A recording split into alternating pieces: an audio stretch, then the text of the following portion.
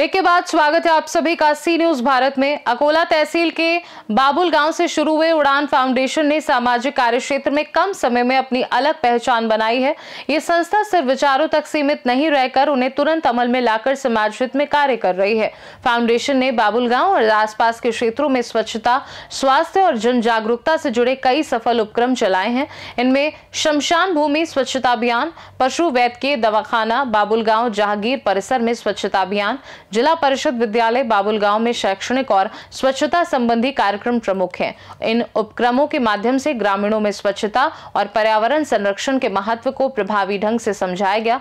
स्थानीय नागरिकों ने इन अभियानों का उत्साहपूर्वक स्वागत किया और सक्रिय भागीदारी निभाई। संस्था का प्रमुख उद्देश्य केवल स्वच्छता तक सीमित नहीं है, ये समाज की विविध समस्याओं का समाधान खोजने, लोगों में जागरूकता फैलाने और सामाजिक उत्तरदायित्व बढ़ाने पर केंद्रित है। आज उड़ान फाउंडेशन सिर्फ नाम मात्र की संस्था नहीं बल्कि समाज को ऊंची उड़ान भरने की प्रेरणा देने वाला प्रभावी सामाजिक आंदोलन बन चुका है। छोटे छोटे उपक्रमों की चिंगारी अब कई क्षेत्रों में प्रकाश फैलाने लगी है। सामाजिक सेवा, स्वच्छता, शिक्षा, पर्यावरण और युवा मार्गदर्शन के क्षेत्र में संस्था लगातार नए उपक्रम चला रही है।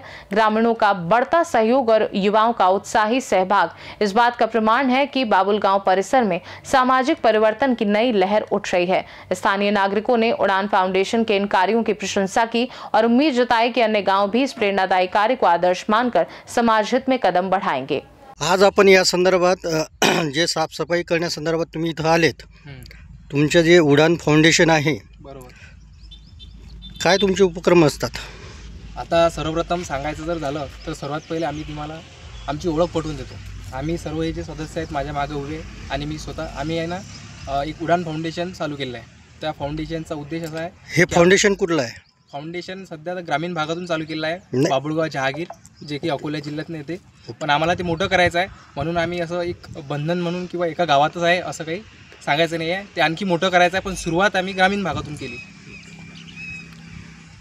त्याचे ध्येय उद्देश काय आहेत फाउंडेशनचे? ध्येय उद्देश असे आहे की आपण सगळ्याकडे बघतो की लोक आपापल्या कामात व्यस्त आहेत, त्याच्या धर्मातनी, राजकारणातनी प्रत्येकजण व्यस्त आहे। मग समाजाचा भार घ्यावा कोणी? तर मग अशा विचाराला आम्ही पुढे नेऊन आम्ही सर्वांनी सुरुवात केली। आता गाडगे महाराज झाले, शिवाजी महाराज झाले, बाबासाहेब झाले, त्याच्यानंतर महात्मा ज्योतिराव फुले झाले। यांनी जर स्वतःचा विचार जर केला असता तर आज आपण ही पिढी घडली नसती, आजची स्त्रीसुद्धा घडली नसती, जे की आपल्या राष्ट्रपती पदापर्यंत जाऊन पोहोचली। तर मग आपलं समाजाप्रती काहीतरी योगदान असायला पाहिजे, त्यासाठी आम्ही पुढे आलो।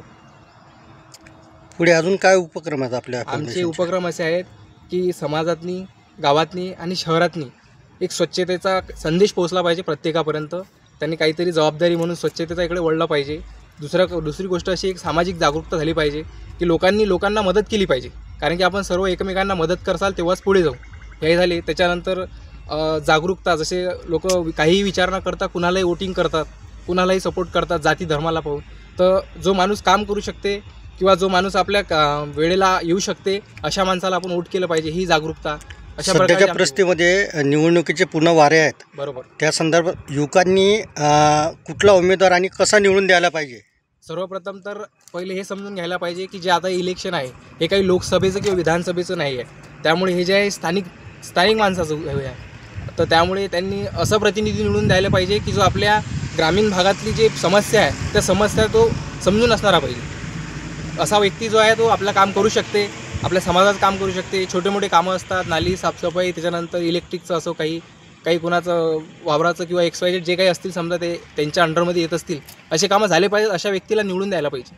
अकोला से सी न्यूज संवाददाता प्रवीण बाहुरवाग की रिपोर्ट। खास रिपोर्ट में फिलहाल के लिए इतना ही। देश दुनिया की बाकी खबरों को जानने के लिए देखते रहिए सी न्यूज भारत।